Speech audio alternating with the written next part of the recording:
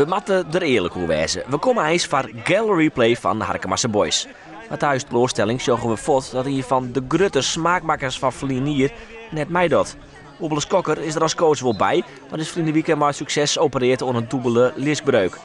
Toch zit er wel een leuk ploegje met Barto, Drevis Jansen, Arjen Posma, René van der Wij en keeper Jacob de Vries.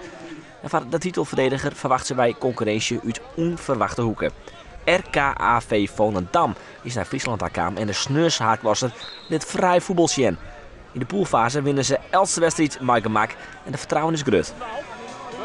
Zijn jullie verdwaald? Hij is verdwaald. Ik heb TomTom mee, dus ik weet waar ik ben. Een beetje kunnen vinden hier?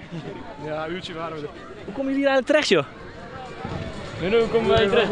Dan moet je even bij mijn maat zijn. Is dat je maat?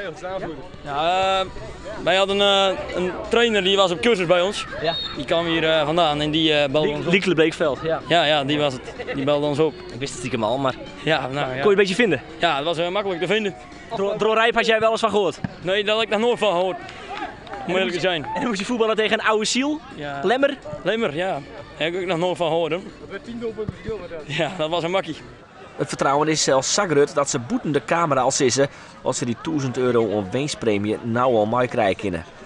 We attenderen ze nog wel even op de Harkemasse Boys. En dus nemen ze plak bij de wedstrijd NOC Harkemasse Boys.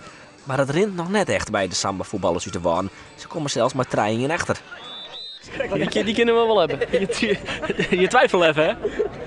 Ja, ik zat even te twijfelen wat je nou eigenlijk bedoelde, maar ja, ik vond ze tegenvallen. Ja, tegen. Dus je kunt ze wel hebben dus. We kunnen ze makkelijk hebben. Het is wat te petit van de Volendammers, want als we eens weer omdraaien, komt de Harkemasse machine weer op dreef. En zitten ze de ene naar de oren erin.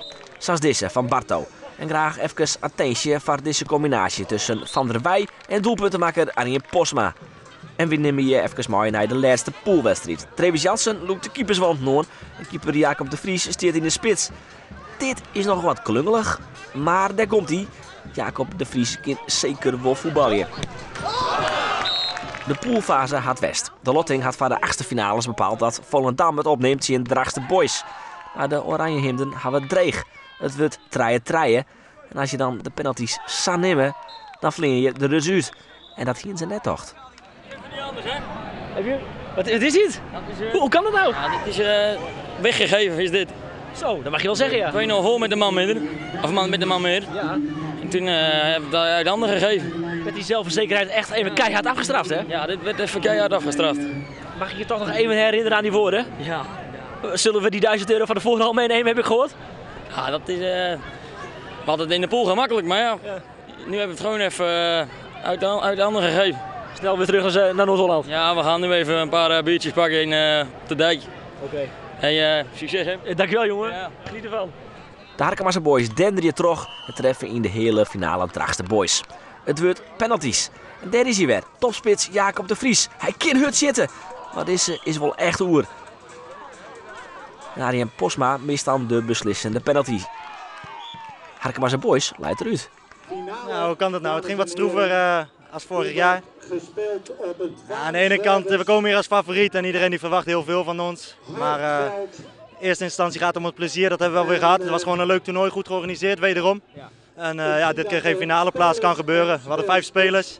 Ik denk dat het ons wel een beetje heeft opgebroken. Ja. Toch nog, hè? Ik bedoel, het is toch eigenlijk toch gewoon te weinig. Moet eentje, 1 of 2 bij, toch? Als je hoeveel schokken erbij hebt, dan is het voldoende 5 man. En anders dan zou je een 6e nodig hebben inderdaad.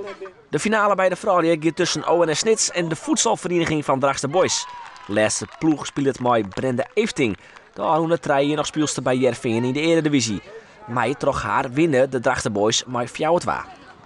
Nou ja, de voorronde hadden we al verloren van ze, dus we wisten dat we het heel moeilijk kregen. Maar we speelden nu als team ook beter, dus nou, dat pakt goed uit gelukkig. De zeelvoetballers van Avanti hebben in de hele finale FVC uitskekelen en treffen nou de Drachtste Boys in de finale. Avanti liek het eenvoudig te winnen. 3-0 is de stand. Maar de Drachtste Boys stonden de hele duil aan dat ze waarom vochtje kennen. Het wordt 3-2.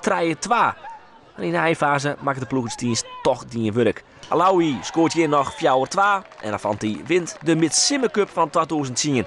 Al is dat nevens Alaoui volslijn logisch. Op het begin van het toernooi zag je al een aantal ploegen waarvan ik zelf dacht van op zaalvoetbalgebied pakken we ze wel aan. Dus, ja, ik had wel een overwinning verwacht of dat wij de winnaar toernooi worden. Dat had ik al verwacht, ja.